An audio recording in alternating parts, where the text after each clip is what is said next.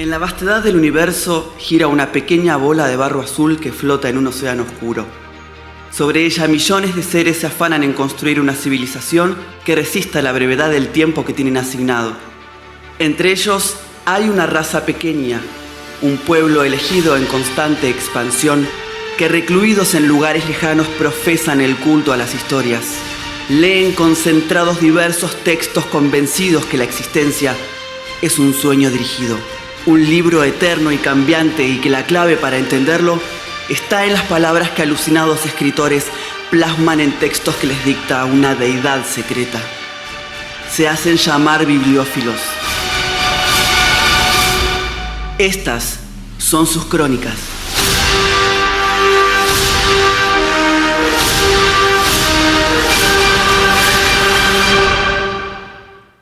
Bienvenidos a Bibliófilos, tu restaurante literario, porque el alma también necesita comer. Y estamos acá, los dos sommeliers de este espacio literario, de este refugio. Yo soy José de Libros en el Fin del Mundo y no estoy solo, estoy con Fede Marcel, con su espacio literario también de Jardines Ajenos, que nos hemos unido para esta experiencia literaria que va ya por su 9º encuentro. ¿Cómo estás, amigo? Muy bien, José, contento de tenerte acá. Hace un montón que no compartíamos. Una eternidad. Se hizo largo, así que nada, muy contento de compartir nuevamente este espacio con vos. Tenemos un nuevo episodio, estamos en el Group FM, en el estudio mayor de Group FM, para hablar acerca de... Hoy vamos a hablar de el fin del mundo, justamente que estamos en el fin del mundo, y eso creo que nos da la licencia para poder hablar de esto. Vamos a hablar de el fin del mundo y la literatura del desastre, un tópico bastante visitado en la literatura, y a mí me gusta decir que es el tópico del embrujo, ¿no? Porque ¿qué hay más llamativo, ¿no?, que el fin del mundo? ¿Cómo se construye el desastre? ¿Por qué se escribe sobre el desastre? ¿Por qué los lectores vamos hacia el desastre como arrastrado por ese agujero negro, ¿no? Porque una cosa es leer filósofos pesimistas y sentirnos atrapados por sus mensajes, porque podemos leer quizás literatura gótica, porque podemos leer terror, porque podemos leer suspenso, porque nos puede gustar la literatura gore, pero ¿por qué necesitamos leer sobre el final de todo y cuando es absolutamente desastroso, ¿no? ¿Qué buscamos ahí? ¿Con qué traficamos? ¿Por qué? ¿Y qué pasa, ¿no?, con esta cultura que no solamente en la literatura sino en el cine siempre ha traficado con el desastre, ¿no? Hoy vamos a hablar un poquito de eso. Nos vamos a dar cuenta también que hay muchas maneras de entender el fin del mundo y el desastre, ¿no? Hay una posición que es, digamos, y un estadio y una manera de entender este tópico que es, digamos, la más conocida, que ya hablaremos de eso, pero después vamos a también tener otra voz y otra pluralidad que nos va a permitir poder reflexionar estas palabras de una manera más polifónica, y ahí empiezan a aparecer otros registros que también son súper interesantes. Y por supuesto, como este es un espacio que pone énfasis en la subjetividad del lector, nos vamos a dar cuenta esta cuestión, qué es el fin del mundo, qué es el desastre para cada uno y por qué nos seduce tanto. Con respecto al fin del mundo, hay una pulsión, como decías vos, casi desde el origen de los tiempos, ¿no? O sea, si pensamos que el último capítulo de la Biblia es el Apocalipsis de San Juan, ¿no? Es la revelación en un sueño del fin del mundo. El fin del mundo, que entendido para el cristianismo, si alguien se ha asomado por ahí a la lectura del Apocalipsis, está lleno de referencias numerológicas, simbólicas, es puro metáfora, escrito muy ricamente Si no lo han leído, vayan, péguense, o sea, por fuera incluso del consumo religioso, yo lo estoy hablando solamente como consumo estético y literario, es una gran pieza. Es una gran pieza. Dragones gigantes, jinetes del apocalipsis, el mundo en llamas, ¿no? Es la visión de una pesadilla que asegura el fin del mundo. Después de ese fin del mundo llegará el advenimiento, la segunda llegada de Cristo, ¿no? El enfrentamiento con el anticristo, la batalla final y la reinstauración del reino de los cielos, que es la gran promesa final de la religión católica. Pero el catolicismo no es el único que ha beaticinado, de alguna manera, el fin del mundo, o incluso deseado, porque para el cristianismo es el fin del mundo, es el renacimiento sobre el final, o sea, es el rompimiento de un ciclo para finalmente la liberación total de las almas, ¿no? Los muertos levantándose, ¿no? Volver nuevamente a acceder plenamente a la vida eterna. La gran promesa del cristianismo. Pero también la mitología nórdica, ¿no? El Ragnarok plantea también el fin del mundo. El lobo que come la luna y el barco hecho con las uñas de los muertos, ¿no? Que navega nuevamente. La gran serpiente que da la vuelta al mundo. Son los dos hijos de Loki. Fenrir, que es el lobo, ¿no? Y la serpiente gigante, que son las dos gestaciones de Loki, que van a traer finalmente la destrucción del mundo y romper ese ciclo, que es el ciclo del Valhalla, ¿no? O sea, las mitologías también trafican con el fin del mundo, con lo cual la destrucción total del orbe y de todas las civilizaciones están incluso en el germen más primigenio del ser humano. O sea que es una pregunta que el ser humano se ha hecho siempre, porque los mitos existen, creo, por las mismas preguntas que se hace la humanidad a la que nunca tuvo respuesta.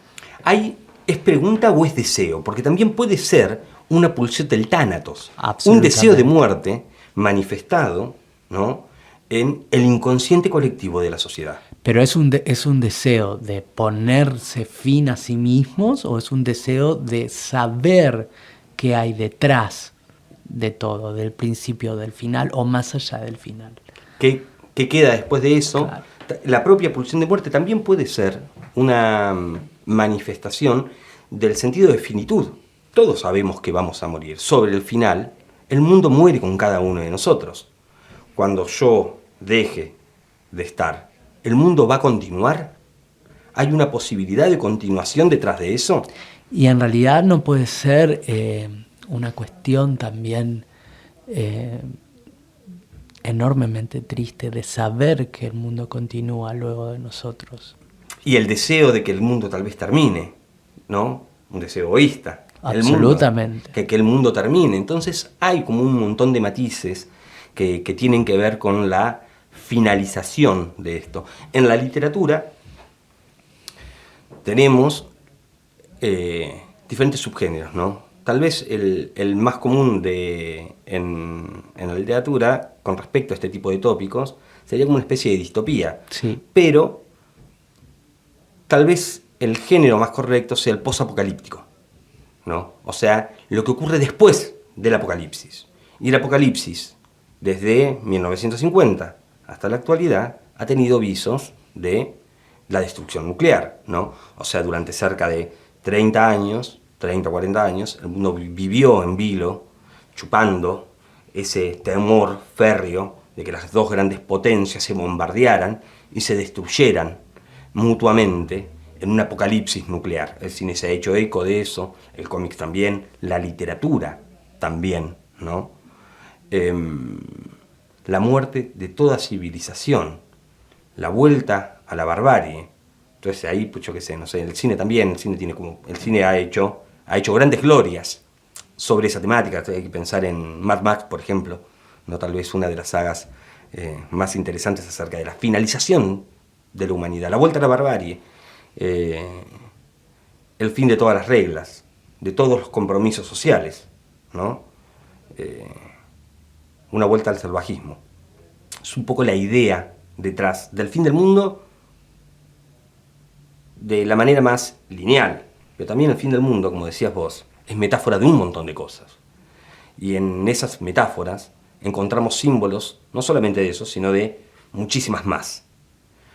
Así que vamos a intentar ahondar un poco en estas ficciones. No vamos a intentar responderlas, porque sabemos que no tiene ningún sentido intentar responder preguntas que son inconmensurables.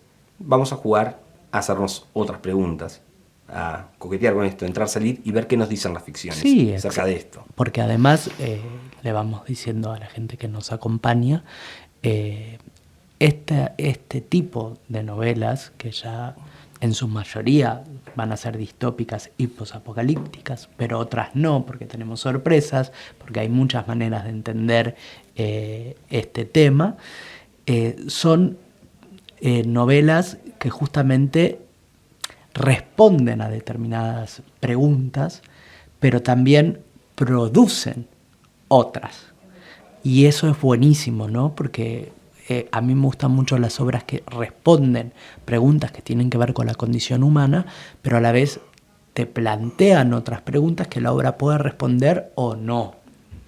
Y eso es sumamente interesante, porque vos cerrás el libro y te quedás con eso y decís, ¿y ahora?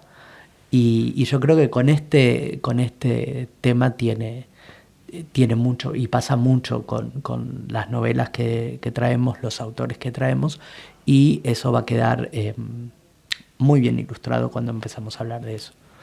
Hay una constante, ¿no?, que atraviesa, sobre todo en las ficciones del siglo XX, porque antes tenés que irte tal vez al origen mitológico, ¿no? Después hay como una especie de vacío y nuevamente ese temor resurge. Y es también, creo, la certeza de que el mundo también va a tener un fin. O sea, en determinado momento la vida en la Tierra va a dejar de existir porque se acerca demasiado el sol, porque alguien va a apretar un botón erróneo.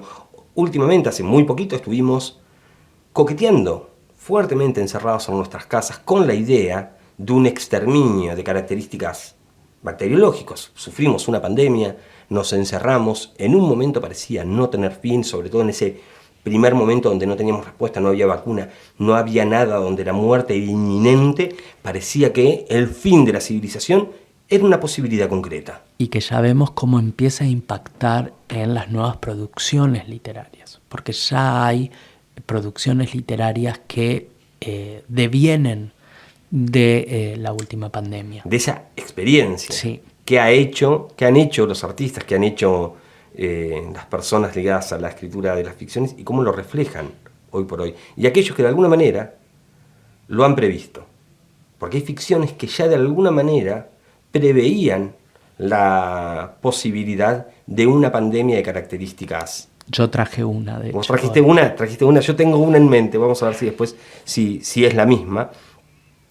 Porque yo no sé qué trajo José no sabe qué traje yo, o sea, yo tengo los libros a la vista, en este caso, pero no los miraste, no los prestaste, no, estamos ahí jugando a sorprendernos con esto.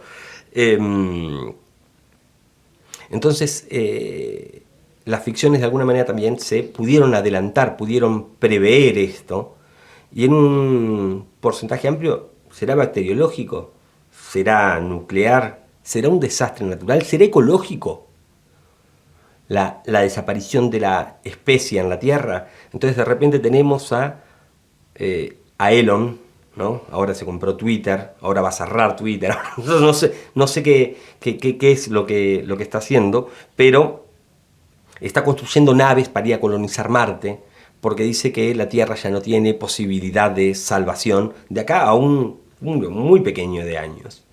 Entonces, nuevamente, el desastre está en ficciones, pero también en una verdadera posibilidad futura.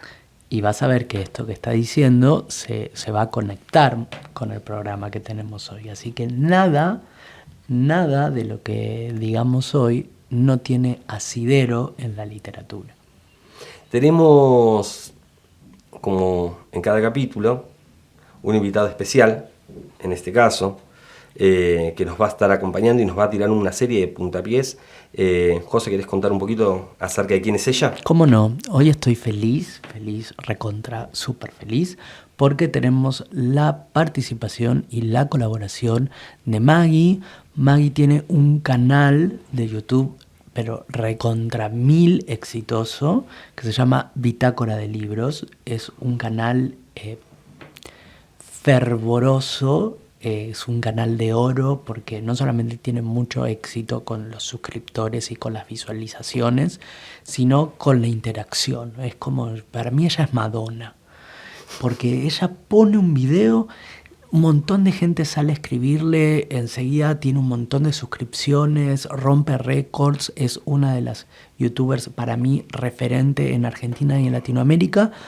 Pero bueno, eso al final de cuentas termina siendo como un dato, ¿no? Un dato de color. Que importa, por supuesto, pero el tema es cuando la escuchás y cuando te das cuenta qué tipo de literatura lee y cómo puede transmitir lo que lee. Y que es lo más importante, no lo que verdaderamente importa. Y viste que hay libros que te transforman, que vos entrás al libro de una forma y salís del libro de otra forma. Claro. Bueno, yo no creí que en una plataforma, viste que hablamos de las redes sociales, como cosas frívolas y todo esto, yo no creí que me pudiera pasar en una red social de encontrarme con un contenido y que me transforme y yo salir de consumir ese contenido siendo una persona completamente diferente. Y a mí me pasó con ella. Y yo desde ese día dije, no, yo a esto le hago un altar. Y para nosotros que somos de generar contenidos, te toca como una fibra bastante especial. Entonces dije, no, yo la quiero tener acá, la quiero tener con nosotros, y ella nos ha preparado para esta temática una manera bastante peculiar de entender el fin del mundo y la literatura del desastre. ¿Querés que la veamos? Veámosla, por favor. ¿Cómo están? Me llamo Maggie, tengo un canal que se llama Bitácora de Libros y estoy muy agradecida por la invitación que me hicieron José y Fede a su podcast Bibliófilos para hablar de un tópico y de un tema muy interesante, que es fin del mundo y literatura del desastre, que además me dijeron que podía yo interpretar libremente. Así que a mi juego me llamaron. El primer libro del que les voy a hablar es un favorito de toda mi vida y además un autor que yo quiero mucho y me acompañó en mi crecimiento y del cual puedo decir que he leído todo. Y es Crónicas Marcianas, del autor estadounidense Ray Bradbury.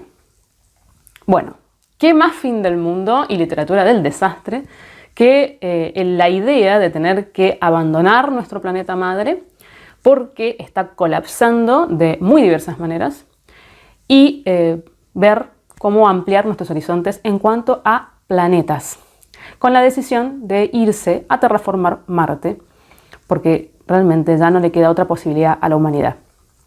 Esta es la premisa de la cual parte Crónicas Marcianas, que se la ha catalogado como una novela de ciencia ficción, que yo lo voy a poner muy entre comillas porque para mí tiene más de fantasía que de ciencia ficción.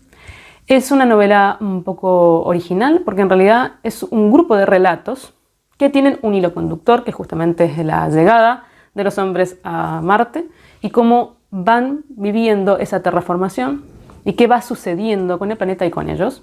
Es muy gracioso porque Bradbury planteó esta historia en el 99. Y yo me pregunto, ¿qué estamos haciendo que todavía no terraformamos Marte? Pero bueno, él estaba, claro, en el 50 escribiendo esta historia. 50 años para adelante él pensaba que ya íbamos a estar visitando otros mundos. Crónicas Marcianas es una maravilla de libro. Realmente, no se lo pierdan. No tengan prejuicios pensando que como es ciencia ficción se van a encontrar con algo que por ahí no les puede llegar a interesar, porque en realidad Bradbury habla del ser humano. Sus libros son gestas humanas y trata temas que están totalmente ligados a estas cosas que nos pueden pasar a los seres humanos, tanto en Marte como en cualquier lugar del mundo. Son muy cercanas porque sí, toca sentimientos y sensaciones que como seres humanos que somos entendemos, decodificamos y podemos apreciar. Sobre todo tiene una forma de escribir, que para mí es lo que es más increíble de él, que hace que nosotros conectemos inmediatamente con lo que siente el personaje principal. Son historias que no te van a dejar indiferente, que vas a sentir, que vas a vivenciar y que te va a parecer que realmente estás viviendo en Marte y que no es algo distante o extraño. ¿Por qué? Porque en estas historias habla de lo que significa el tener que volver a empezar. El volver a empezar de cero, el olvidarse del pasado o tratar de hacerlo, el tener que dejar atrás todas las mochilas, el tener que adaptarse, la soledad, lo que significa esa soledad, la melancolía del hogar, de la niñez, de la infancia, del pasado. ¿Cómo hacer para encontrarnos con nosotros mismos en un lugar muy ajeno? Todo lo que tiene que ver con la empatía con el otro, con el entendimiento, con la tolerancia. Como verán, son temas que son absolutamente vigentes, que se pueden aplicar a cualquier situación y que simplemente utiliza un telón de fondo que es Marte. No se pierdan Crónicas Marcianas, realmente es un libro exquisitamente escrito, muy profundo, muy sentimental, que te va a dejar un montón de reflexiones y además te va a brindar un tipo de literatura muy poética, muy amena, muy fácil de leer, pero al mismo tiempo muy hermosa. Mi segunda recomendación es una distopía, y es el libro Yo, que nunca supe de los hombres, de la escritora belga Jacqueline Armand. Esta historia es muy interesante, porque acá, si queremos hablar de fin del mundo, realmente lo tenemos dentro del planteamiento de la historia. Es una situación que como lectores no entendemos bien, está plagada de incógnitas, y esas incógnitas no son muy resueltas a lo largo de la historia. Para mí es una novela espectacular porque se centra más que nada en la psicología humana. Empezamos con una situación que no podemos racionalizar. Son un montón de mujeres que están encerradas en un sótano, que aparentemente están ahí hace mucho tiempo, pero ninguna de ellas recuerda cuándo llegó, ni tampoco recuerda su pasado. Lo único que se acuerdan es el momento en que abrieron los ojos en ese lugar. Hay unos guardias que les traen comida, que no hablan con ellas, ni tienen ninguna relación con ellas, y que podría ser la conexión con el exterior, pero no lo es porque no hay ningún tipo de dignidad humana en la situación en la que ellas están. No hay un trato humano de ninguna forma. Hay una chica que es la protagonista, por ponerla entre comillas como protagonista, que es la que narra la historia, que aparentemente desde muy chica está en esa situación. Ella recuerda este lugar desde que es casi un bebé. Pero hay mujeres de todas las edades y ninguna puede darle ninguna respuesta y no saben por qué están ahí, no saben por qué las tienen prisioneras, no saben por qué esas personas no hablan con ellas ni se comunican y no saben qué pasa en el exterior.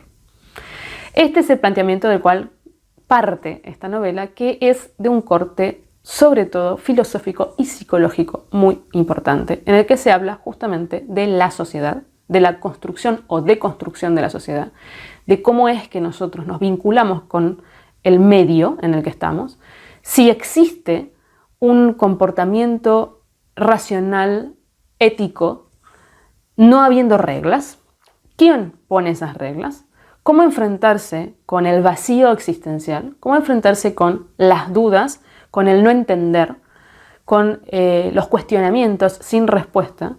¿Cómo enfrentarse a una situación extrema sin que haya nadie que te pueda ayudar?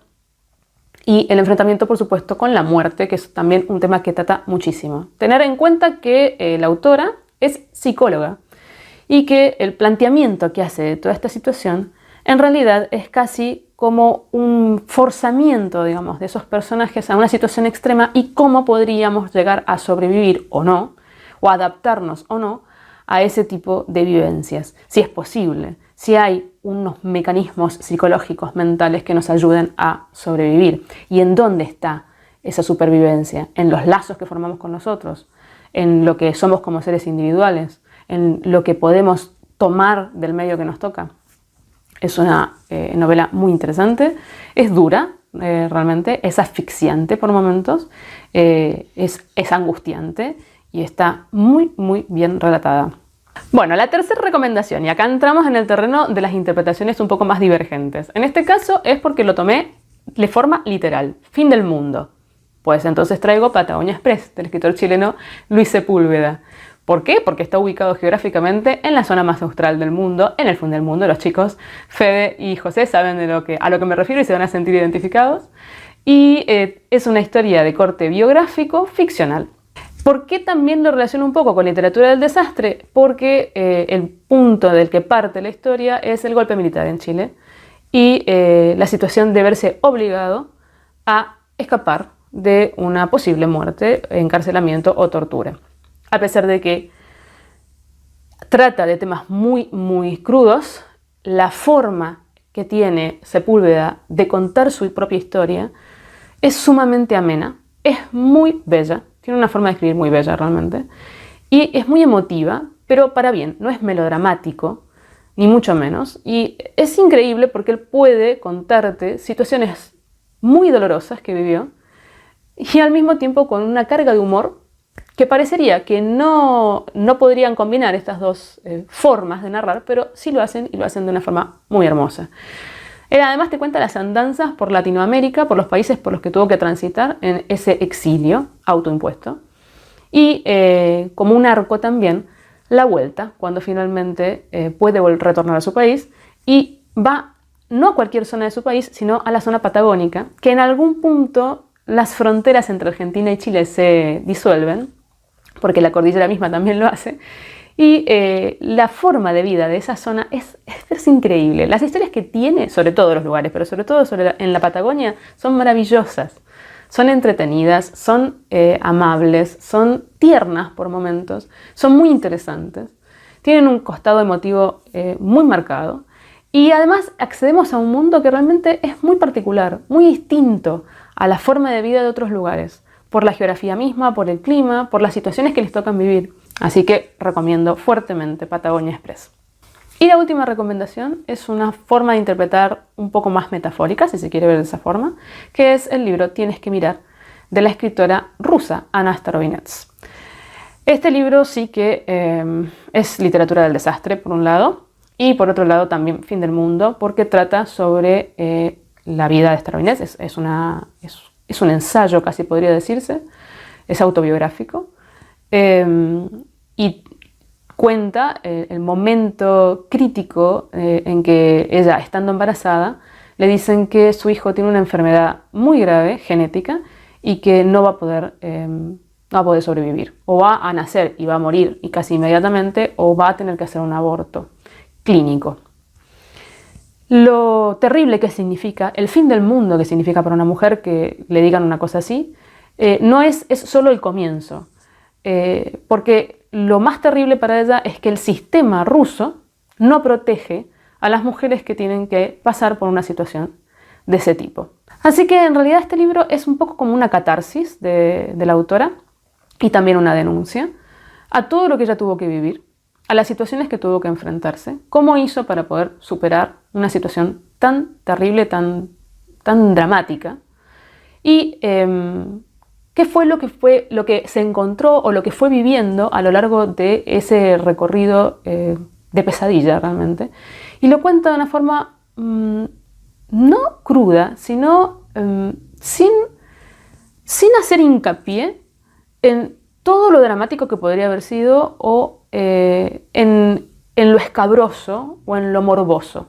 Simplemente es como una especie de crónica imprescindible porque habla muchísimo de la mujer, de las cosas que nadie habla sobre lo que le pasan a las mujeres en situaciones extremas como esta, y de cómo podemos acompañar o no a una persona que está pasando por una situación de ese tipo y qué podemos hacer para salir adelante si nos vemos involucrados en una situación así. Habla del sistema de salud, habla del sistema de salud también mental, psicológico, y cómo es la sociedad de hipócrita con respecto a estos temas. Bueno, y hasta aquí mis recomendaciones, espero que les hayan interesado. Chicos, muchísimas gracias nuevamente, me encantó participar, así que bueno, estoy abierta cuando ustedes quieran y bueno, estoy obviamente atenta a ver de qué hablan ustedes durante el podcast. Nos estamos viendo.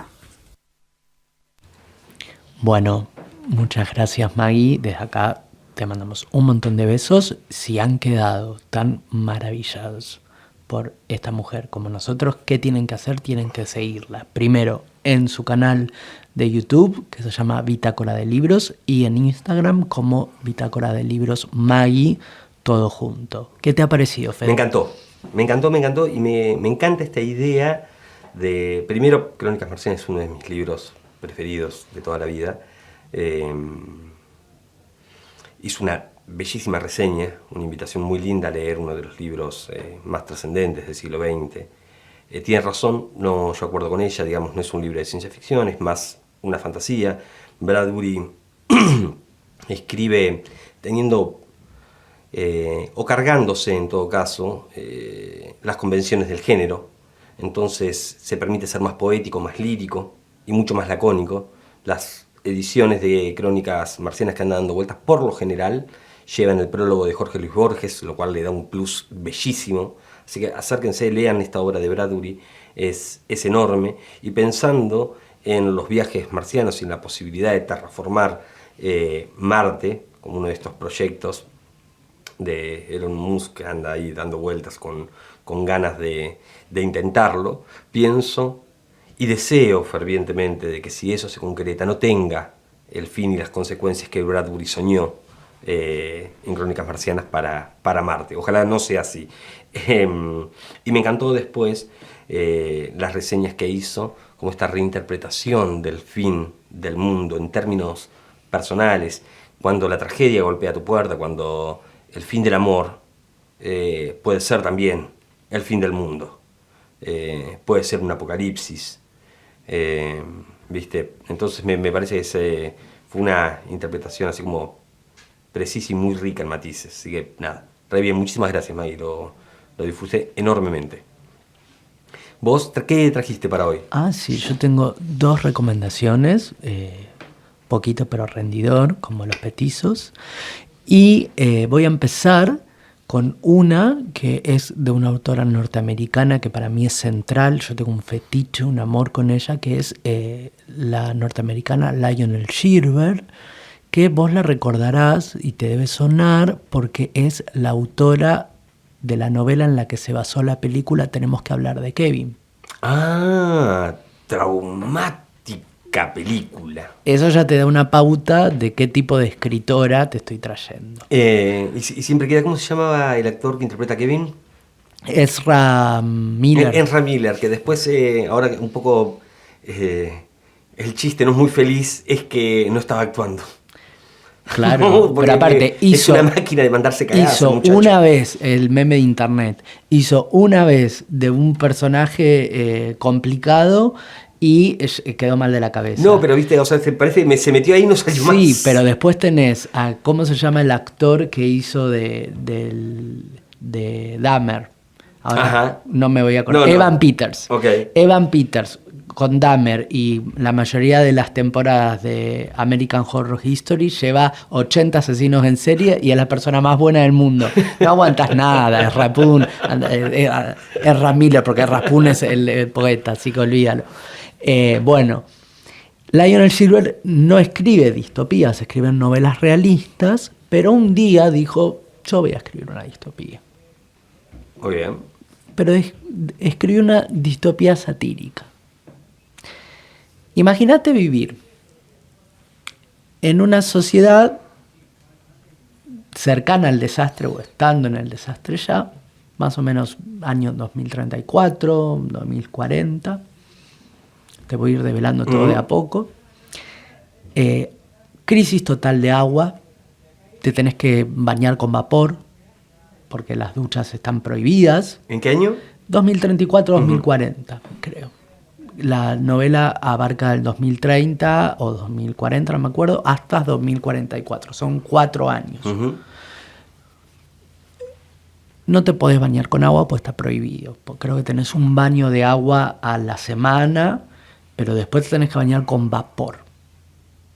En tu casa tenés diferentes aguas usadas que tenés que ir usando una y otra vez. Reciclando el agua. Claro, Uh-huh. los platos se lavan con agua sucia.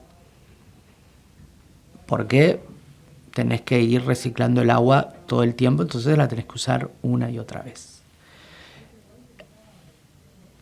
Tenés que comer algunas cosas y otras no, porque no hay.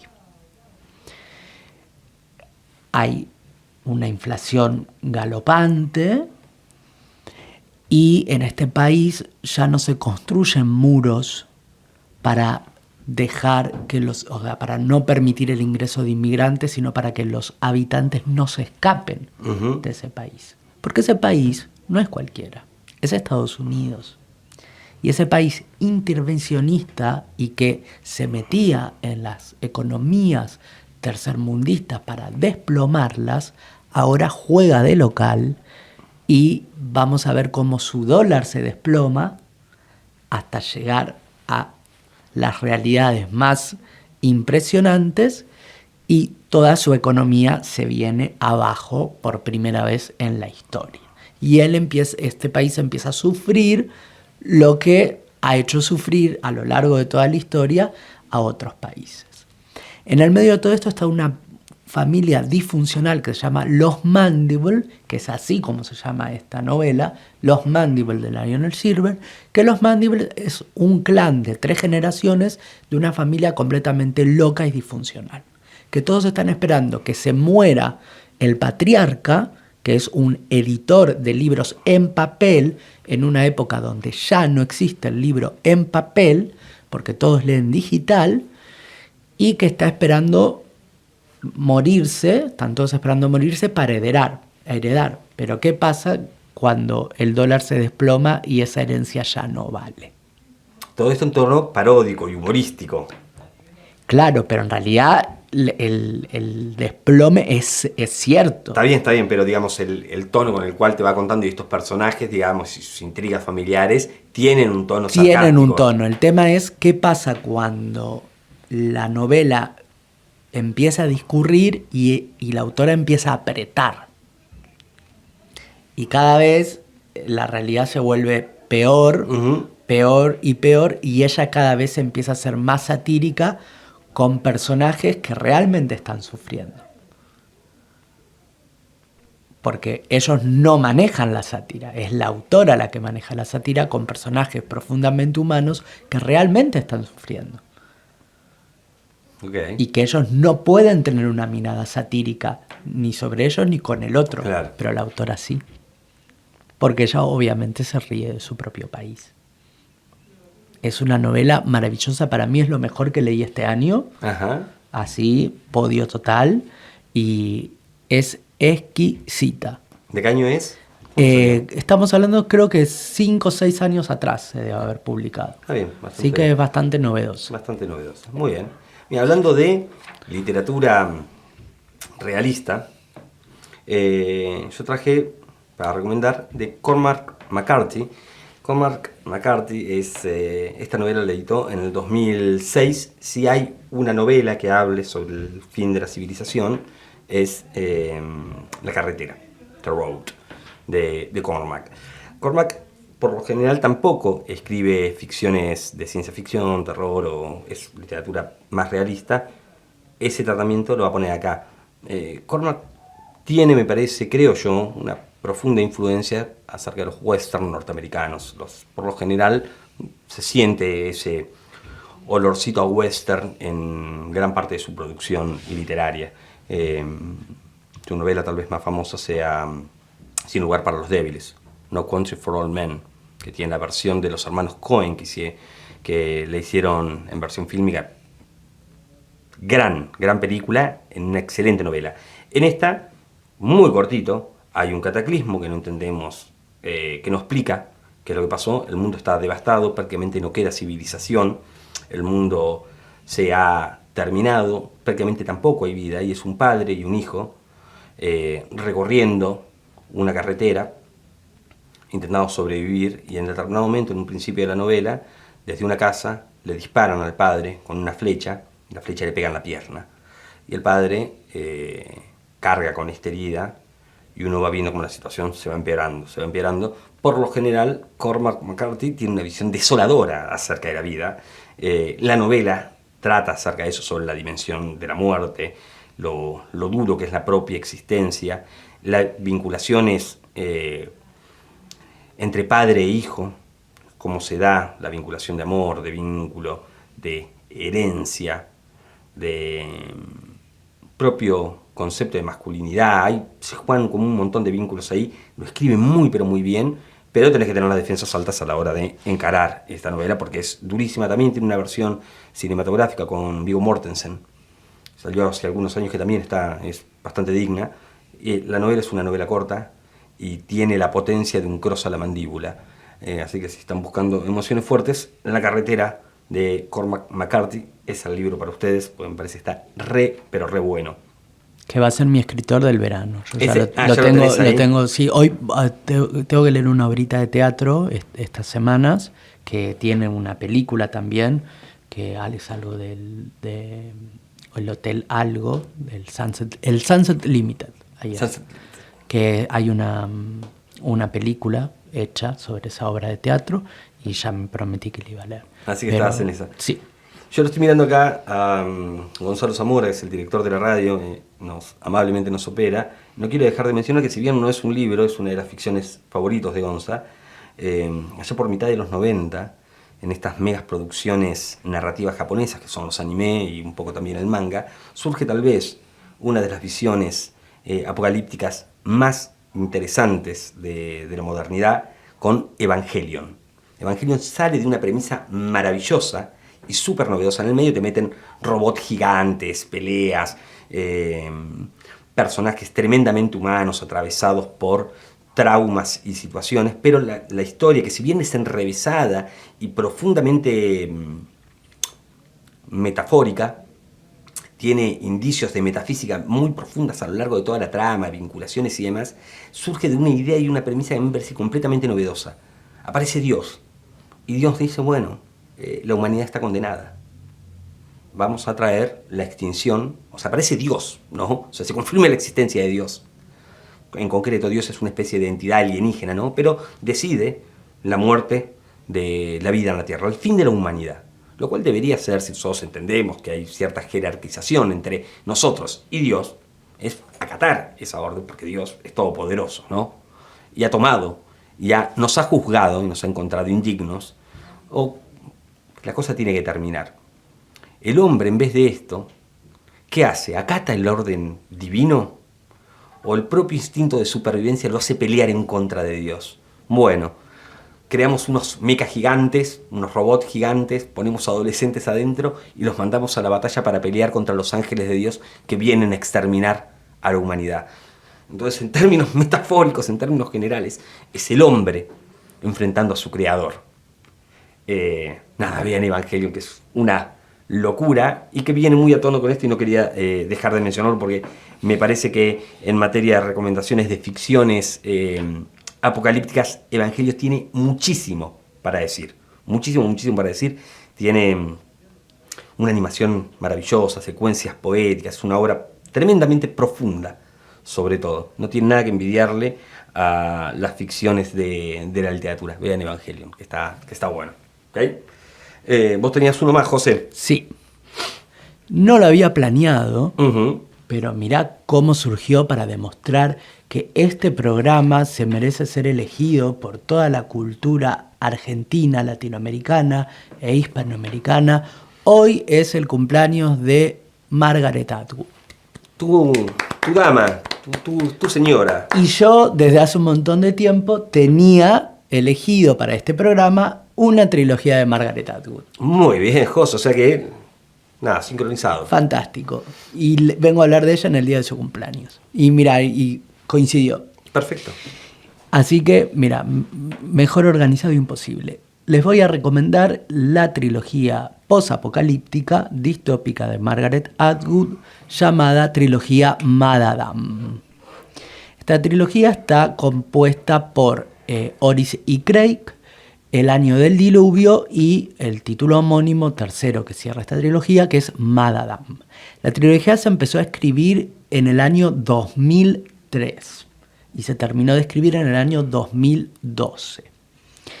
10 años. Sí, 10 añitos. Creo que escribió 2003, 2008, 2012. Creo que fueron así la cronología.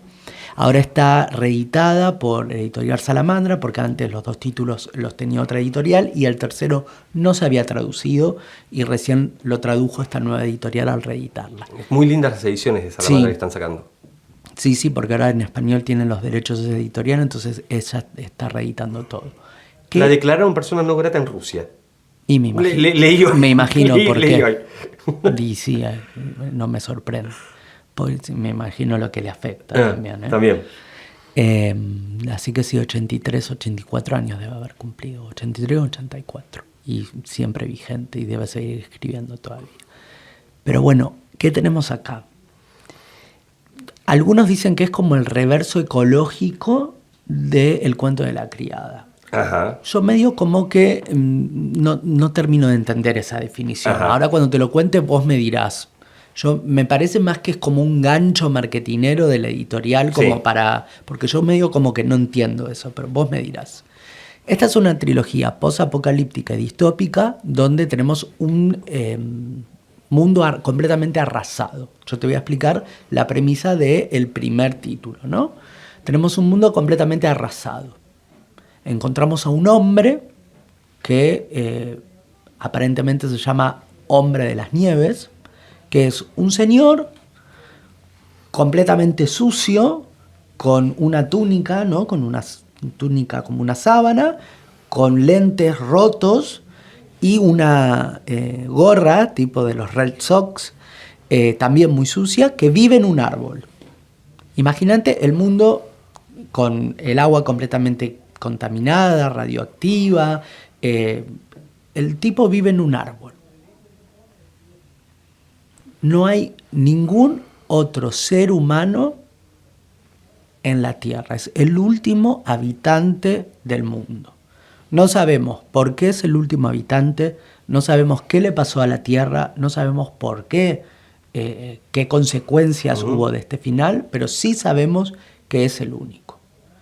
Sabemos que lo llaman Hombre de las Nieves porque hay unas criaturas azules muy parecidas a los seres humanos, pero de ojos verdes, que tienen un lenguaje que es lo que sería en ese caso equivalente al inglés, pero bastante complicado, que vienen a hablar con él y ofrecerle pescado a cambio de historias. Y como es una persona que cuenta historias, nos va a ir contando a lo largo de esta novela a modo de flashbacks, porque la novela se estructura entre un capítulo de su presente y un capítulo de su pasado para ir alternando en la historia. Y así vamos a ir descubriendo en ese pasado que cada vez se va a ir acercando cada vez más al presente, nos vamos a enterar quién es este hombre, cuál fue su historia, cuál fue su infancia, y ahí se va a desplegar todo el mundo que empieza en el 2022, todo el mundo que imaginó Margaret Atwood desde el 2022 hasta, supongamos que es el 2034, de todo ese pre-apocalipsis, y nos vamos a ir enterando cuál es esta tesis de Margaret Atwood de cómo es el fin del mundo que ella imaginó, cómo se originó y cómo se fue construyendo social, política, científicamente para que suceda. ¿Qué tuvo que ver cada una de estas esferas y cómo se fue desarrollando? Por supuesto que también hay una pandemia presente, año 2003 escrito. También hay un componente pandémico que es extremadamente parecido a lo que vivimos con el COVID. Bueno, otro que también pudo ver, digamos, la secuencia con respecto a esto es Stephen King y su novela The Stand, ¿no? Que después se tradujo como Apocalipsis y demás. También una gripe mata al 99% de la población, quedan solamente un 1%, dos bandos, aparece dos referentes, el referente que es Randall Flagg sería que es como la oscuridad, Sí. y la anciana Abigail, Sí. que convoca a los otros, Y la un choque de tortuga. fuerzas, ¿no? Y aparece, bueno, por supuesto está mixturado con El Pistolero, que es la primera novela de La Torre Oscura, que son las 7 novelas de King, que después terminan hablando con el resto de las 40 obras de King, que dialogan con las 7 novelas de La Torre Oscura, digamos que le da como marco. King, todas las obras de las 40, 50 novelas de King, dialogan todas con La Torre Oscura en un punto. Es como el centro de su obra narrativa, el gravitacional. Exactamente, que también es posapocalíptica. Sí. También es posapocalíptica, es una novela atravesada en un mundo devastado, un mundo medio, está roto, con una civilización completamente diezmada, y Ronald, que es el pistolero, va a ser el protagonista, va a formar un grupo de otros pistoleros sacados de otras realidades alternativas para formar su catet y llegar a la Torre Oscura para rebotear el universo medio. Eso es lo que te cuenta un poco la Torre Oscura, y que también dialoga, como decíamos recién, con Apocalipsis, donde aparece la cuestión de la pandemia. ¿Sí? También ahí aparecen estos diálogos, digamos, de libros que de alguna manera pudieron prever aquello que felizmente no ocurrió. Pues sí, felizmente pero seguimos acá, pero digamos, ¿no? Esa pesadilla pandémica. Aparte, si queremos reflexionar más profundamente en lo que es Apocalipsis, que hacemos énfasis, bueno, si no se animan a leer Apocalipsis, lean La Danza de la Muerte, que es la versión un poco resumida, que también se puede disfrutar. Yo leí la versión resumida, La Danza de la Muerte, porque no... Yo creo que leí la versión extendida. Porque yo no creo que en el momento que yo leí cuando era adolescente no disponían en la biblioteca de la versión Apocalipsis, así que leí La Danza de la Muerte y lo disfruté muchísimo. Pero fíjate vos la polaridad que tiene en un momento la novela, ¿no? Claro, sí, fuerzas del bien, fuerzas del mal. Pero que no quiero decir que vacunas antivacunas, ¿no? Ajá. Pero sí un que, poco sí.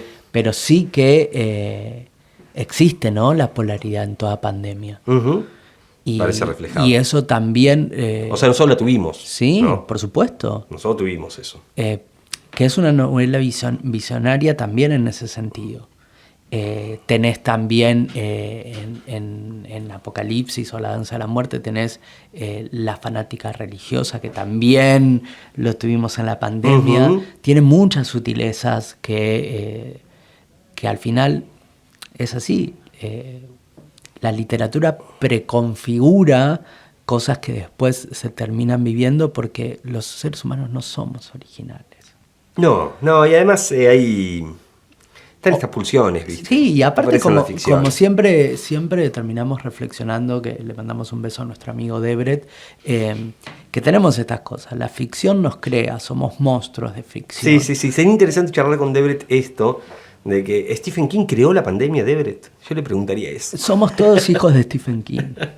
Es muy probable. Hablando yo me traje algunos... y ya tenemos que ir cerrando, y no quisiera dejar de nombrar algunos que traje. Este es un libro muy lindo y muy extraño. Antes que no te quiero interrumpir, esto, perdonen oyentes, pero yo tengo que hacer, en la parte mía del lector me gana.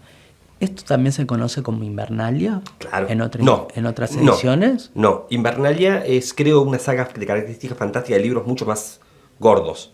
Que es el León, Invernalia, en verse... Este es Invernáculo. No es el mismo. Creo que no. Porque yo estoy tras de esa. ¿Estás detrás de esa? Este es de Brian Aldiss, escritor británico de ciencia ficción de la década del 60, más o menos. Escribe Invernáculo. Invernáculo, el mundo está devastado, ya no hay la raza humana. En este caso es el triunfo de lo verde, de la clorofilia, por sobre la carne.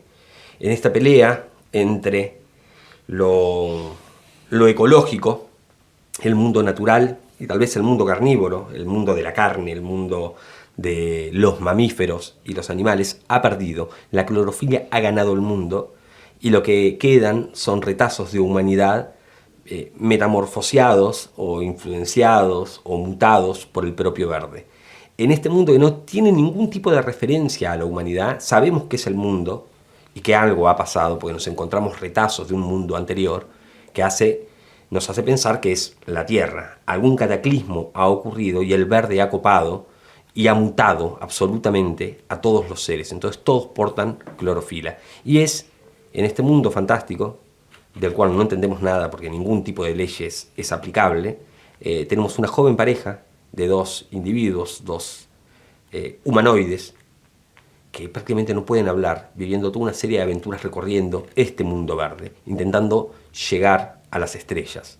Es una locura de libro, es casi onírico. Hablando acerca del fin del mundo, siempre me pareció interesantísimo la visión de Aldiss, sobre todo porque no tiene un discurso claro en términos de defensa ecológica. Me parece que es un libro que juega y que queda a la interpretación de cada lector lo cual lo enriquece la experiencia lectora. Pero además me atrae mucho el tema del manto vegetal porque no puedo evitar hacer intertexto con Solaris y la cuestión de no quiero hacer spoiler, pero no sé si me entendés, ¿no? Lean Solaris. Lean Solaris. Pero me llama mucho la atención desde ese lado. Así que yo me lo voy a llevar a mi casa. Llévatelo, te va a encantar. Hay uno que también, que es súper conocido. Miren, es más, voy a abrirlo acá en este momento porque lo tengo hace meses y pues ya lo leí. Haces un unboxing. Tenés razón, estamos haciendo un unboxing en vivo. No en vivo porque esto va grabado, pero la experiencia es por acá. En estas ediciones tan lindas y nuevas de Minotauros esenciales, les recomiendo Soy Leyenda, de Richard Matheson. Exactamente, es el de la película. La película que Gonza acaba de referirnos por cucaracha es la de Will Smith, que es una adaptación muy libre de esta novela maravillosa de Richard Matheson, que habla acerca del último ser humano que queda vivo. Han aparecido vampiros, un virus vampiro que ha transformado a toda la humanidad en predadores, y el último tipo que queda vive encerrado en una casa, resistiendo la horda continua y sistemática de ataques de vampiros. Ya no quedan otros. Él es el único que queda, es el último vestigio de la humanidad, va a ser este protagonista. Contrario a lo que uno puede llegar a pensar, no es una novela de vampiros. O sea, no es Sajo, no es luz solar intentando, es un hombre resistiendo a hordas barbáricas una y otra vez, y tiene un giro sobre el final, sobre la noción de la propia humanidad, que ocurre cuando vos sos el último, y lo que queda detrás es otra cosa. Lo otro pasa a ser la humanidad y vos pasás a ser el monstruo que amenaza la nueva normalidad. Hay un juego ahí súper interesante que plantea Richard Matheson en esta obra que es fundamental y se consigue en tu librería, amiga. Le mando un abrazo grande a nuestros amigos de la Boutique del Libro, donde acá en Ushuaia conseguimos absolutamente todos estos materiales que siempre nos atienden tan pero tan bien y que nos recomiendan libros maravillosos. Un beso grande a los chicos. Beso grande, gigante a ellos. Y les dejo la última, que también lo pueden conseguir ahí, que es La Penúltima Verdad, de Philip Dick, en este caso en una edición de algunos años de Minotauro. Dick tiene una obra prolífera, ya hemos recomendado muchísimas de él. En La Penúltima Verdad, el mundo ha sido devastado por el invierno nuclear. Las personas viven en células bajo tierra. Y la guerra continúa arriba. Y en estas células bajo tierra, en estas familias, construyen robots que van a pelear a la superficie. Y las dos potencias siguen enfrentadas. Pero si vos producís armas, te dan comida y alimentos. Pero si no producís, tu célula muere. Una de estas células tiene un mecánico que se encarga de refaccionar las cosas adentro, le agarra un cáncer y se va a morir. Y lo único que le pueden hacer es una operación o cambiarle el órgano. Y si él no está, el resto de la familia también va a morir. Entonces el líder de esa célula decide salir a la superficie, que está completamente contaminada por el invierno nuclear, caminar, llegar hasta otro búnker para pedir por favor asistencia, porque no hay comunicación entre las células, no entre estas familias bajo tierra que producen armas de destrucción masiva. Pero el tipo sabe que si sale arriba va a morir. Pero dice, estamos muertos de todas maneras, porque si se nos muere el mecánico no vamos a poder comer. Yo me la juego, el tipo dice, sale arriba, y cuando llega arriba el mundo no está devastado. El mundo está curado, y el 1% de la humanidad se ha repartido la riqueza, estos dos bloques, estos dos grandes bloques bélicos, en realidad han firmado la paz hace muchísimos años, y tienen a un porcentaje enorme de la población viviendo en células, mientras arriba la Tierra viven en paraísos atendidos por robots, ¿no? Mientras, por medio de la mentira, por eso se llama La Penúltima Verdad, y propaganda, sostienen una ficción bélica para someter al resto de la humanidad. Maravilloso, en términos metafóricos. Les recomiendo muchísimo La Penúltima Verdad de Philip Dick. Dos cosas. Primero, siempre va a ser el maestro para crear realidades. Y segundo, demostrando que primero se adelantó a todo. Y segundo, que no pierde vigencia. No, Dick jamás. Porque es el más lúcido de incluso todos. para cagarnos, el sistema no es original. No.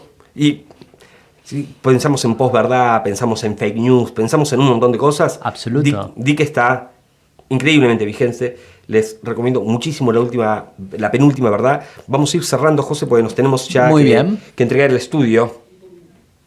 Tenemos 5 minutitos más. Tenemos que decir las redes. Así que aprovechamos para decir redes. No nos podemos ir sin decir las redes y espero no equivocarme. Las redes para contactar con este bello ser y consumir el hermoso bagaje literario que él tiene son @fedemarcel para su Instagram personal, donde hay nudes. No me juzguen. Es @fedemarcel, su Instagram literario es @dejardinesajenos. A mí me pueden encontrar en Twitter, en YouTube, y a Fede también en YouTube como De Jardines Ajenos, y el mío es Libros en el Fin del Mundo, en YouTube y en Instagram de la misma manera, Libros en el Fin del Mundo, todo junto. Vamos a pasar a las redes de la radio. La web era groovefm.com.ar, perfecto, todo de corrido así. Gran página web tiene la radio. Entren, que está llena de contenidos, con un diseño muy novedoso, muy interactivo. Es una experiencia linda navegar por la página de la radio. Y por supuesto que tienen que hacer suscribirse, porque con la suscripción no solamente apoyan los contenidos que creamos todas las personas que formamos la radio, sino que también pueden acceder a algunas cositas. A descuentos exclusivos. Si estás acá en Ushuaia, está bueno que hay acuerdos con comercios locales que te pueden ser beneficiosos si te asocias a la comunidad de Groove FM. Y como Groove es un espacio multiplataforma, tenés que visitarlo en sus redes para enterarte de qué significa esta propuesta. Lo haces en el Instagram, que es Groove FM OK. Y tenés Instagram, tenés Facebook, tenés Twitch y Twitter también. Twitter también. Y como nosotros somos contenido multiplataforma, al igual que muchos más, nos vas a encontrar en todas las plataformas de podcast, Spotify y en general. En general, quiero mandar un saludo grande a nuestros oyentes de Vox, de iVox. Es una I esto, no es una W. De iVox, que nos escuchan desde México y España. Tenemos un montón de gente que nos escucha desde México, España y algunos en Estados Unidos. Una cosa de locos. ¿En serio? Tenemos que hacer una gira. Así. Hello. Y también nos escuchan en Colombia, ¿no? Y nos siguen también en YouTube. Así que nada, un abrazo gigante para ellos. Les vamos a prometer que vamos a ir a hacer una gira y vamos a hacer presentaciones, no sé cómo, pero lo vamos a hacer. Lo vamos a lograr. Estamos laburando para eso. Sí. Así que bueno, nada, un placer enorme, José, compartir este espacio con vos. Igualmente. Gracias, Gonza, por la Gracias, operación. Gonza. Un saludo grande a todos nuestros oyentes y participantes que nos escriben en redes. Nos vemos prontamente con el último episodio. El último del año. Se viene el último ¿Habrá episodio. segunda temporada? ¿Renovaremos? Estoy seguro que sí, excepto que Gonzalo nos pegue un bolero en el ojete, pero casi seguro que sí. Estamos es negociando. es muy probable que lo haga igual, ¿eh? Es duro negociar con Zamora, pero lo vamos a intentar. Esperemos que nos sigan. Sí, en el último capítulo del año se viene, ¿eh? El último capítulo del año, así que estén atentos el mes que viene. Abrazo grande a todos y todas. Groove FM.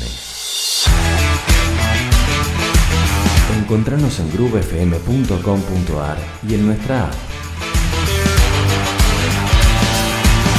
Groove FM, rítmicamente expansiva.